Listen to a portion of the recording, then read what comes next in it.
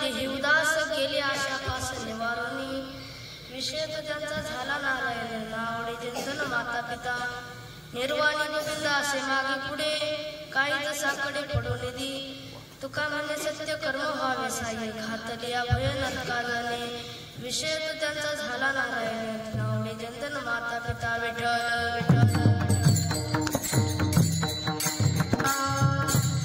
Vitthal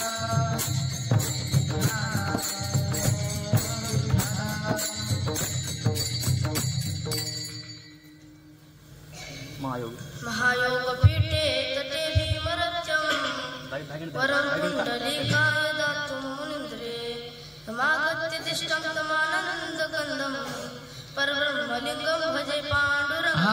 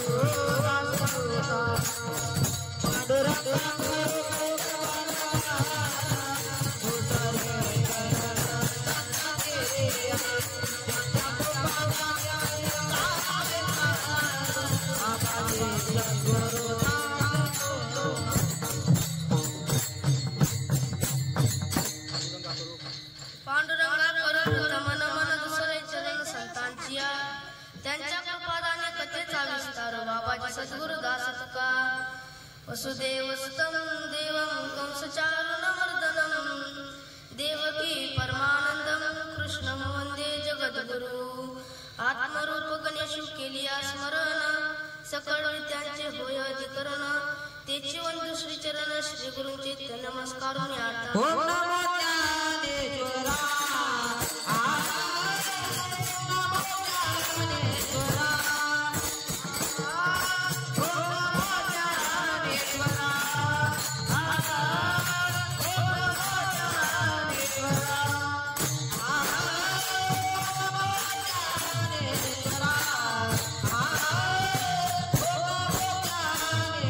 Bye.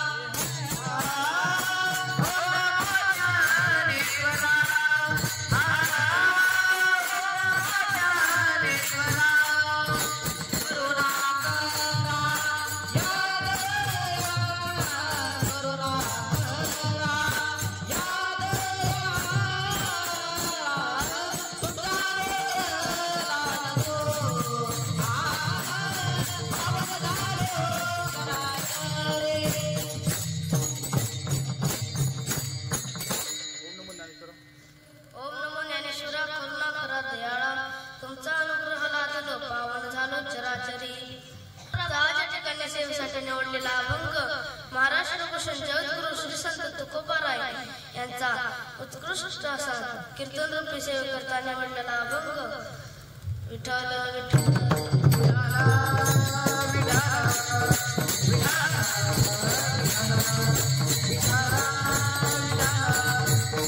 प्रस्तुत प्राप्त आजच्या ठिकाणी सेवेसाठी निवडलेला अभंग महाराष्ट्र भूषण जगद्गुरु श्री संत तुकोबाराय यांचा 4 चरणाचा अभंग सेवेकरता निवडलेला आहे. विठ्ठल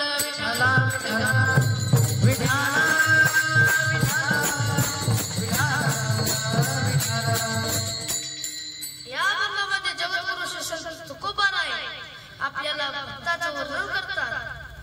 भक्त कसे असतात ते तुकोबाराय अभंगाच्या प्रथम चरणात सांगतात. भक्त ऐसे जाणारे देही उदास गेल्या आशापास निवारणी. भगवंताला भक्त कसे आवडतात ते तुकाराम महाराज सांगतात. भक्त अनपेक्षित असतात, अनपेक्षित भक्त भगवंताला आवडतात. द्रौपदी भक्त आहे परंतु अपेक्षित आहे. ध्रुवबाळ भक्त आहे, उपमन्यू भक्त आहे परंतु अपेक्षित भक्त आहे.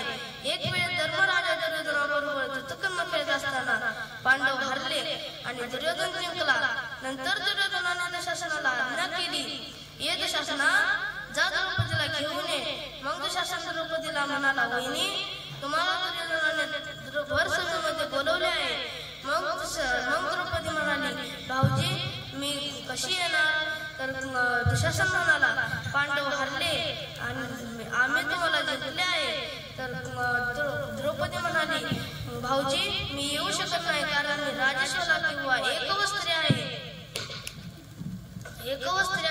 नंतर दुःशासन द्रौपदीच्या केसाला धरून भर सभेमध्ये ओढीत आणतो आणि त्या सभेमध्ये भीष्माचार्य, द्रोणाचार्य, कृपाचार्य, रथी महारथी मोठे महायुद्ध बसले होते. आणि त्या सभेमध्ये खाली मान घालून तिचे 5 पती पांडव खाली मान घालून बसले होते. आणि तिला त्या ठिकाणी वाटले इथे आपले संरक्षण भगवंताशिवाय कोणी करणार नाही. तुका म्हणे तुला सोडविना कोणी, एक चक्र पाणी वाचून या. मग कोटी गुंतला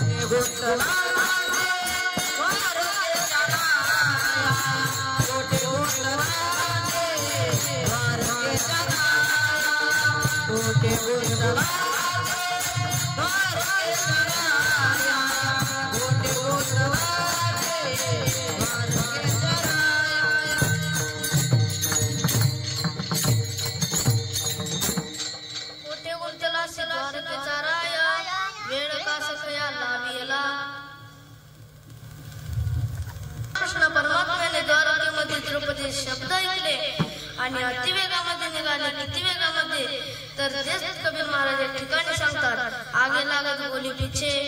इतक्या वेगामध्ये मी तुम्हाला एक दृष्टांत सांगतो. तो असा की एक गजेंद्र नावाचा हत्ती होता. त्यात 1000 हत्तींचं बळ होतं. तो त्याच्या त्याच्या पत्नीला आणि त्याच्या लेकरांना घेऊन नदीमध्ये आंघोळ स्नान करण्यास जायचा. आणि तो एके दिवशी असा स्नान करण्यासाठी गेला आणि त्या ठिकाणी त्याचा पाय एका मगरीने धरला. मग त्या ठिकाणी त्याची बायकोही त्याला वाचविना, त्याची लेकरही त्याला वाचविना. मग त्याने सोंडीने कमळ उचलले आणि आकाशात फेकले आणि म्हणाला, ह्या जगाचा जनिता कोणी असेल त्याने मला इथे लगेच वाचवावे. तर श्रीकृष्ण परमात्मा जेवत असताना हातातला घास खाली टाकला आणि अतिवेगामध्ये निघाले. डायरेक्ट हात त्या तलावाला धुतले आणि त्याचा उद्धार केला. तर सांगण्याचं तात्पर्य तर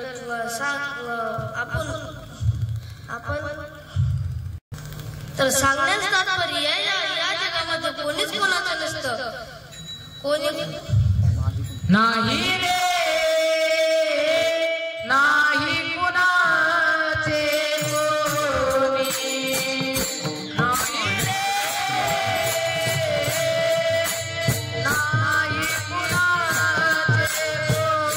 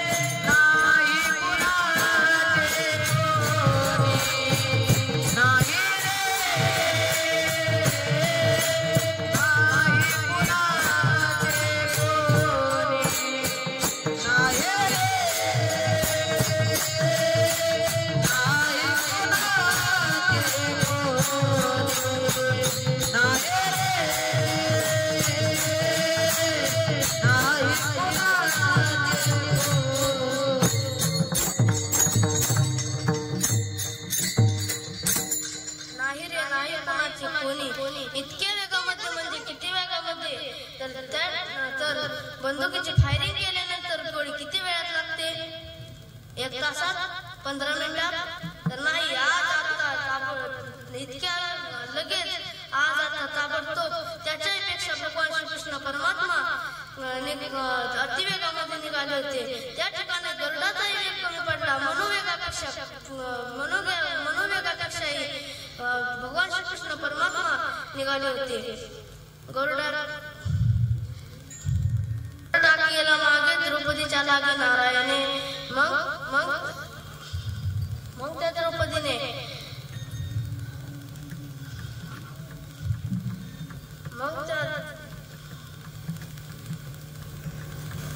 चोरा झाली. गरुड टाकेला मागे द्रौपदीच्या लागे नारायणे.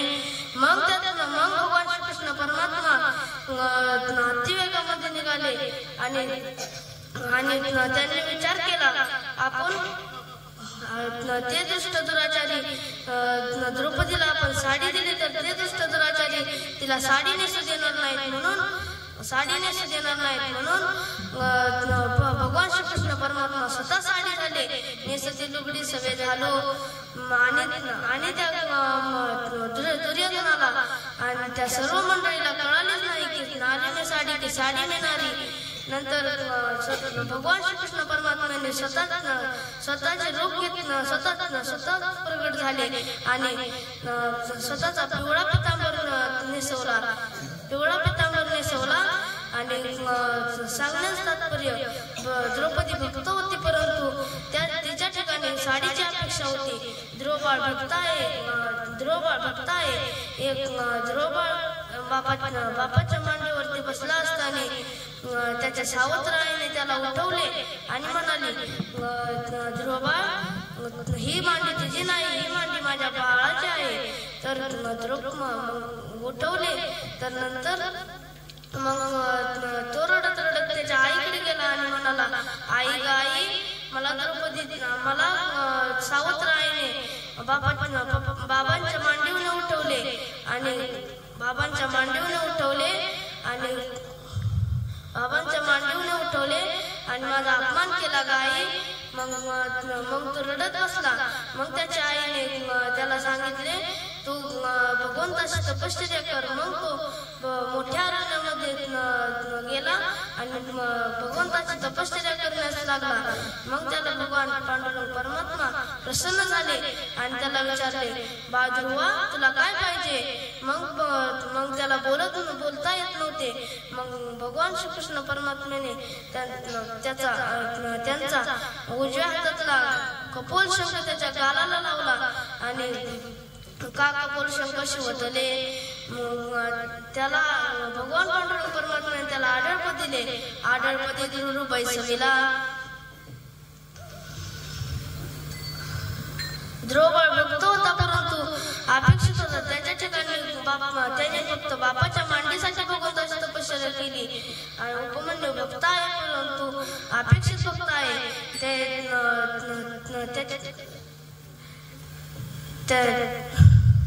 तो सारखा आईला दूध मागत असे. त्याची आई त्याला पिठामध्ये पाणी घालून दूध बनवून द्यायची. आणि मोठ्यांच्या संगतीमध्ये असल्यानंतर सगळंच उत्कृष्ट असते. साधं मोठ्याचं कुत्र जरी असलं तरी ते मारुती कारमध्ये पाव बिस्किट खात फिरतं. मी स्वतःचा अनुभव सांगतो. मी एका कीर्तनाला गेलो होतो. 9 ते 11 कीर्तनाचा कार्यक्रम झाल्यानंतर आम्ही जेवायला बसलो आणि नंतर जेवायला बसल्यानंतर मी त्या कुत्र्याला चपाती टाकली तर ते खात नव्हतं. मी शेटजींना म्हणालो, शेटजी, तुमचं कुत्र चपाती का खात नाही? तर शेटजी म्हणाले, अहो महाराज, त्याला गावरान तूप लावून चपाती टाकावी लागते, तेव्हा ते खाते. सांगण्याचं तात्पर्य, कुत्र जरी मोठ्याचं असलं तरी त्याची एवढी आईच असते. तर तो उपमन्यू दुर्योधनाच्या संगतीमध्ये होता. त्याला किती उत्कृष्ट असे सुंदर दूध प्यायला मिळले असेल. तो दुसऱ्या दिवशी आईपाशी खऱ्या दुधाचा हट्ट धरला आणि तसेच भगवान पांडुरंग परमात्मा भक्त कसे असतात तेच सांगतात. तेच भगवान श्रीकृष्ण भगवान पांडुरंग परमात्मा गीतेच्या 12व्या अध्यायामध्ये सांगतात. अनपेक्ष दासनगतव्यता सर्वारंभ परित्यागी मग तत्समे प्रिय. माऊली महावंश ज्ञानेश्वर महाराज ज्ञानेश्वरच्या 12व्या अध्यायामध्ये तेच वर्णन करतात. ज्याचे ठाई पांडवा अपेक्षा नाही रिगावा, सुखाची चढावा ज्याची असणे. मग सुखाची चढावा ज्याची असणे. मग भक्त कशा असतात? भगवंताला भक्त कशा आवडतात ते तुकाराम महाराज अभंगाच्या प्रथम चरणात सांगतात.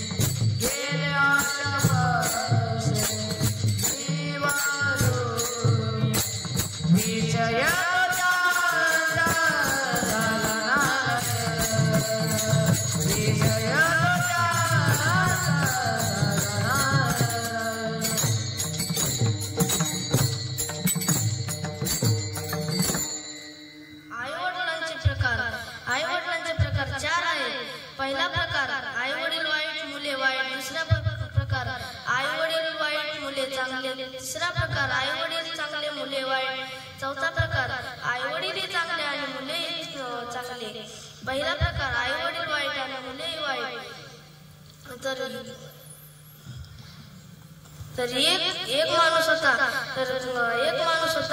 आणि तो सारखा म्हणायचा हे हराम करा, हे हराम करा, हे कर, हे हराम करा, ते कर.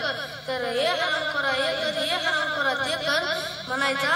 आणि तसेच त्याच्या पोराने ऐकून त्याने एका दिवशी एक बस आणली खेळायची आणि तो खेळत असताना म्हणाला ज्या ज्या हरामखोरांना बसायचे त्यांनी बसून घ्या, ज्या ज्या हरामखोरांना उतरायचे त्यांनी उतरून घ्या. असंच चालता एके दिवशी त्याच्या बापाने पाहिले आणि तो म्हणाला त्याने त्याची बस इकडे टाकली आणि त्याला दिलीच नाही. मग नंतर त्याने परत बस आणली आणि तो म्हणाला ज्या ज्या हरामखोरांना बसायचे त्या हरामखोरांनी बसून घ्या आणि ज्या ज्या हरामखोरांनी उतरायचे त्या हरामखोरांनी उतरून घ्या. आत्ताच्या एका हरामखोरामुळे 15 मिनिटं बस लेट झाले आहे. तर पहिला प्रकार झाला. आता दुसरा प्रकार आई वडील चांगले मुले वाईट. एक वारकरी बाबा होते त्यांचा रोजचा नित्यनेम सकाळ उठायचं, देवपूजा करायची आणि त्याच्या मुलाचा नित्यनेम रोज सकाळी उठायचं आणि विट्टेदांडू खेळायला जायचं. असंच चालता त्याने विट्टेदांडू खेळायला जात होता. त्याच्या बाबांना थांबवले आणि देवघराच्या आतल्या खोलीत कोंडून ठेवले आणि त्याला बाहेर देवपूजा करू लागले. देहाची तिजोरी भक्तीचाच ठेवा, उघडदार देवा आता उघडदार देवा. आतमध्ये त्याचे भजन सुरू झाले. लाकडाची विटी लाकडाचा दांडू, उघडदार बंडू आता उघडदार बंडू. मग तिसरा प्रकार आई वडील वाईट मुले चांगले. तर हिरण्यकश्यप तुम्हाला माहितच असेल तो किती वाईट होता. तर त्याच्या ठिकाणी त्याचा मुलगा भक्त प्रल्हाद जन्माला आला आणि भक्त प्रल्हाद किती चांगले होते. शेवटचा प्रकार आई वडील चांगले आणि मुले चांगले. आई वडील चांगले मुले चांगले. मी तुम्हाला एक दृष्टांत सांगतो. तो असा की एका खेडेगावात एक माणूस राहायचा, श्रीमंत माणूस राहायचा. तो फार कंजूस होता आणि फार कंजूस होता. तर त्याने फार कंजूस होता तर ती नव्हती. आणि आमच्यासारख्या एका महाराजांनी सांगितले त्याला तो सत्यनारायणची पूजा करताना पुत्र प्राप्त होईल. मग त्याने सत्यनारायणची पूजा करण्यास ठरवली आणि मग तो गेला. सत्यनारायणची पूजा करण्यास ठरवली, तो गेला आणि पुजारी बुवांना बोलवून आणले आणि म्हणाला. आणि पुजारी बुवांनी सगळे साहित्य आणले आणि आणण्यास सांगितले. त्यांनी सगळे साहित्य आणले. फक्त पुजारी बुवा म्हणले तात्या पूजेत एक नारळ कमी पडला. तर तात्या म्हणाला उगाच एवढ्या खर्चात पडलो. तो जवळच्या दुकानात जातो आणि म्हणतो कितीला होणार. तर तो म्हणतो 20 रुपयाला. तर तो म्हणतो काय कमी नाही का. तर ते म्हणतात की तुम्हाला कमी पाहिजे असेल तर तुम्हाला सासवडला जावे लागेल. तर सासवड तो एसटी पकडून सासवडला आल्यानंतर एका किराणा दुकानात जातो आणि म्हणतो किती लावणार. तर दुकानदार म्हणतो 18 रुपयाला. 18 रुपयाला म्हटल्यानंतर ते तो म्हणतो काही कमी नाही का. तर दुकानदार म्हणतो कमी पाहिजे असेल तर तुम्हाला सासवडला जावे लागेल. तर सासवडला आला आणि सासवडला आल्यानंतर म्हणाला एका किराणा दुकानात जाऊन म्हणाला किती लावणार. तर दुकानदार म्हणाला 13 रुपयाला. तर 13 रुपयाला मग काही कमी नाही का. तर दुकानदार म्हणाला कमी पाहिजे असेल तर पुण्याला जावे लागेल. तो एसटी पकडून पुण्याला आला. पुण्याला आल्यानंतर एका किराणा दुकानात जातो आणि म्हणतो किती लावणार.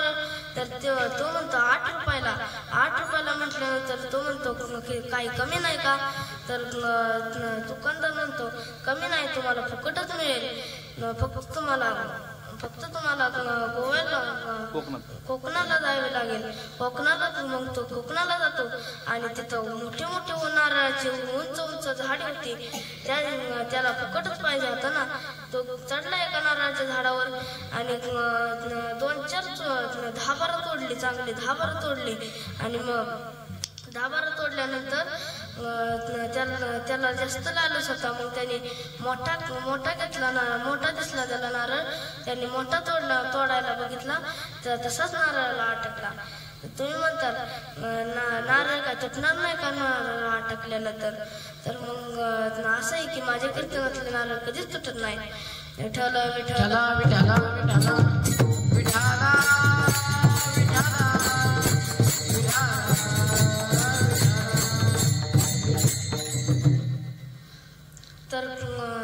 तर त्याचं भाग्य चांगलं होतं म्हणून तिथून एक उंटवाले काका चालले होते. उंटवाल्या काकांना तो म्हणाला काका 1 मिनिट इकडे या आणि उंट खाली लावा आणि तुम्ही मला खाली घ्या. तर उंटवाले काका म्हणतात की खाली घ्यायचे पण तुम्हाला काय देशील. तर तो म्हणाला मी तुम्हाला 5,000 रुपये देईल. आता सांगा बरं 20 रुपयाचा नारळ घ्यायचा का 5,000 रुपये द्यायचे. तर 5,000 तर म्हणला 5,000 रुपये देतो. तर उंटावरती ते काका चढतात आणि त्याचे पाय हातात येत नव्हते. तात्याचे पाय हातात येत नव्हते उंटवाल्याच्या. तर उंटवाला म्हणला तात्या म्हणाला मी तुम्हाला 5,000 रुपये देणार आहे ना. तुम्ही अशी उडी मारा की माझ्या पाय तुमच्या हातात आले पाहिजेत. मग उंटवाले काका अशी उडी मारतात त्याचे पाय डायरेक्ट त्याच्या तात्यांच्या हातात तात्याचे पाय उंटवाल्याच्या हातात येतात.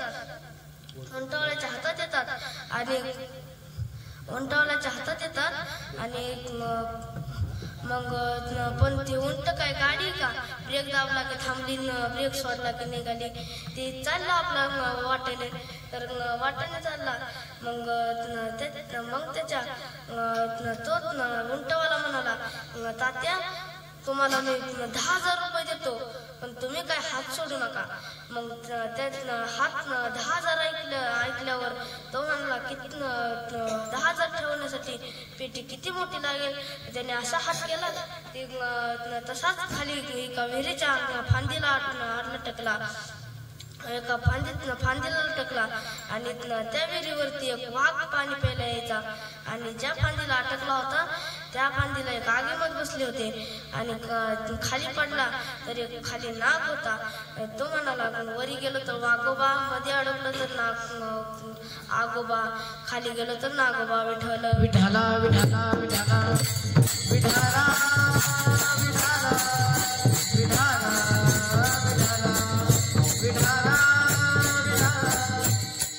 भक्त अनपेक्षित असतात. अनपेक्षित भक्त भगवंताला आवडतात आणि भक्त अनपेक्षित असतात. देहावर उदास असतात. त्यांना आशापासून नसतात. ते झाले अभंगाचे दुसरे चरण. विषय तो त्यांचा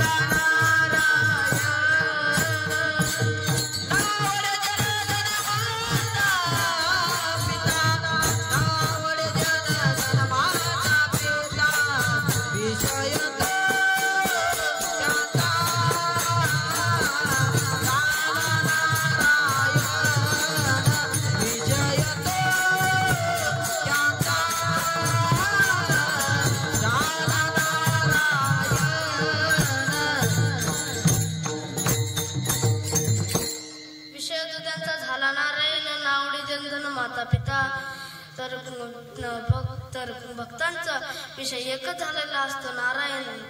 तर आपल्याला पंचविषय आवडतात. एकेका विषयाने एकेकाचा प्राण गेलेला आहे. पतंग रूप विषयात हत्ती गेला, स्पर्श विषयात हत्ती गेला, रस विषयामध्ये मासा गेला, अमिषाच्या मिशे गळीगिळी मासा फुटून या घसा मरण पावे. तर गंध विषयामध्ये भ्रमर गेला, नाद विषयामध्ये हरिण गेला आणि आपणाला पंचविषय आवडतात. तर आपले कसे होईल? तर तेच भगवंत तुम्ही म्हणता धन आवडत नाही, पण तो धन कसे पाहिजे? उत्तम प्रकार जोडणी यादन उत्तम व्यवहारे, जोडणी यादन उत्तम व्यवहारे, जोडणी यादन उत्तम व्यवहारे, जोडणी यादन उत्तम व्यवहारे, जोडणी यादन उत्तम व्यवहारे,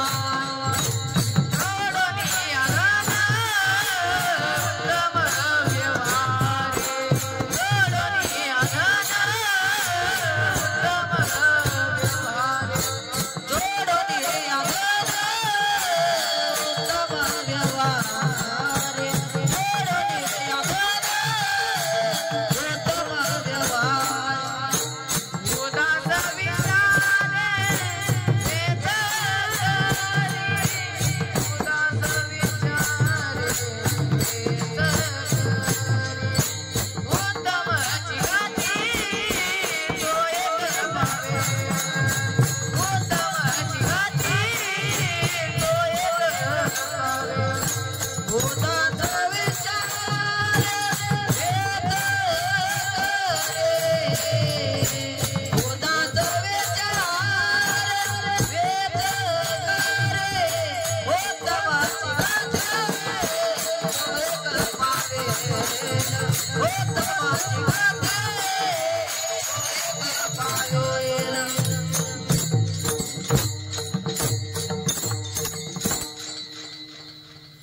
जोडून या धनोत्तम व्यवहारे उदास विचारे वेच करी. तुम्ही म्हणता धन आवडत नाही, जन का आवडत नाही? तर तुकाराम महाराज म्हणतात प्रकाराच्या तीन तुका म्हणे केले जन. माता आवडत नाही, पिता आवडत नाही. माता का आवडत नाही? तर कैकई सारखी माता, रामाला वनवासाला पाठवणारी माता असेल तर आवडत नाही. आणि हिरण्यकश्यप सारखा पिता जर असेल तर आवडत नाही. आणि महाराज तुमच्यावर संकट आले तर तुम्हाला कोण वाचवते? तर तेच महाराज अभंगाच्या 3ऱ्या चरणात सांगतात. निर्वाणी गोविंद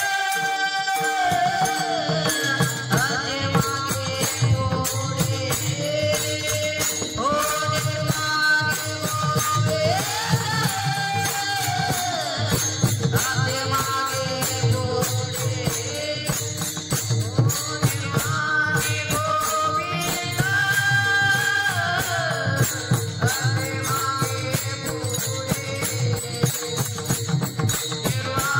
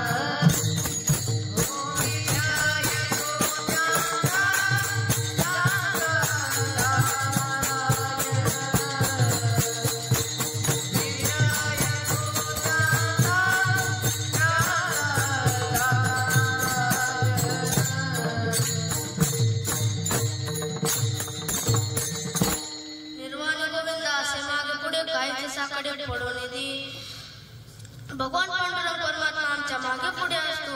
तेच माऊली महाराज ज्ञानेश्वर महाराज हरिपाठात सांगतात, मागे पुढे उभा राहे सांभाळीता आली आगादा निवारावे. माऊली महाराज ज्ञानेश्वर महाराज ज्ञानेश्वरीमध्ये तेच वर्णन करतात. पाठीची घात द्रौपदीच्या मागे राहून भगवंताने सांभाळ केला आणि अर्जुनाच्या पुढे राहून सांभाळ केला. तेच माऊली महाराज ज्ञानेश्वर महाराज ज्ञानेश्वरीमध्ये सांगतात, पाठीशी घातला आपण पुढे राहिला तिने पाचजन्य आशा पुरली अवलीलाची. त्याच भक्ताच्या कामात त्याच भक्ताच्या सत्यकर्मामध्ये कोण आढावा आणत असेल, कोण भीती घालत असेल तर ते झाले अभंगाचे शेवटचे चरण. तुका म्हणे सत्य कर्म व्हावे साय.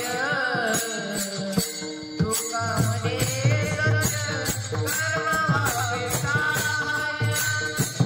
तुका म्हणे सत्य कर्म व्हावे साय.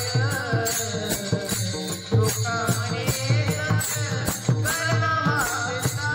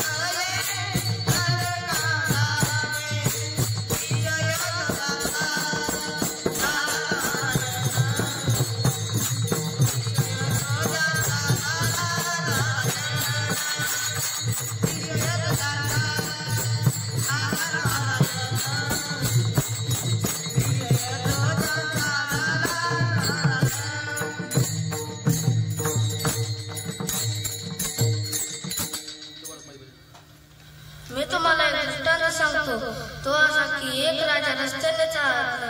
राजाचे पोट दुखू लागले होते. तर त्याने शिपायांना सांगितले वैद्यांना बोलून आणा. शिपायांनी वैद्यांना बोलून आणले. वैद्यांनी एक जिवंत कावळा आणण्यास सांगितला. तर शिपाई जिवंत कावळा आणण्यासाठी निघाले. तर एक नदीमध्ये एक आंधळा आंघोळ करीत होता. त्याने सहज रीतीने वर हात करून टाळी वाजवली. तर त्याच्या टाळीमध्ये एक कावळा येऊन अडकला. तर शिपायांनी पाहिले. शिपाई येऊन म्हणाले हे आंधळ्या तुझा कावळा आम्हाला देतोस का? तर तुझा कावळा आम्हाला आणून देतोस का? तर आंधळे खूप चतुर असतात महाराज. त्याने लगेच शिपायांचा आवाज ओळखला आणि म्हणाला माझा कावळा तुम्हाला काय फुकट वाटला का? मग तो म्हणाला 500 रुपयांना देतो का?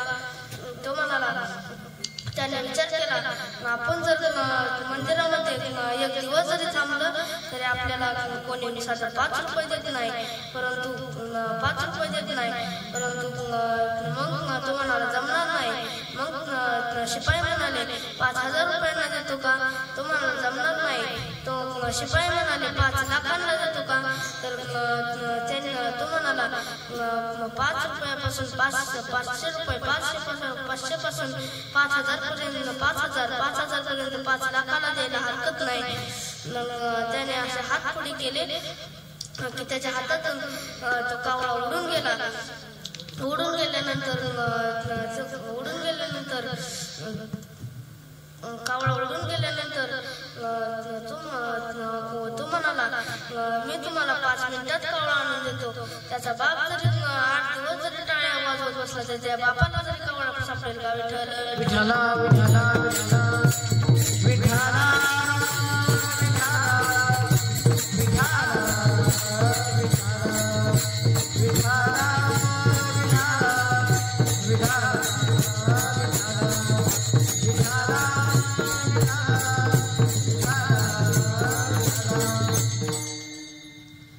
मी तुम्हाला अजून एक दृष्टांत सांगतो. तो असा की एक राजा रस्त्याने चालत असताना त्याला उघडा डोंगर दिसला. उघडा डोंगर दिसल्यानंतर तो त्याला म्हणाला, तो प्रधानजींना म्हणाला प्रधानजी त्या उघड्या डोंगराला आपली शाल जोडी द्या. मग तो शाल जोडी त्या उघड्या डोंगराला दिली.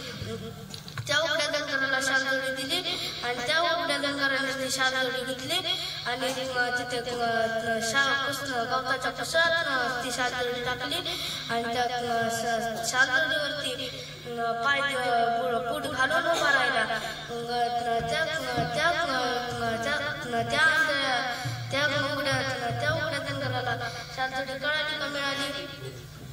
मिळाली परंतु कळाली नाही. तर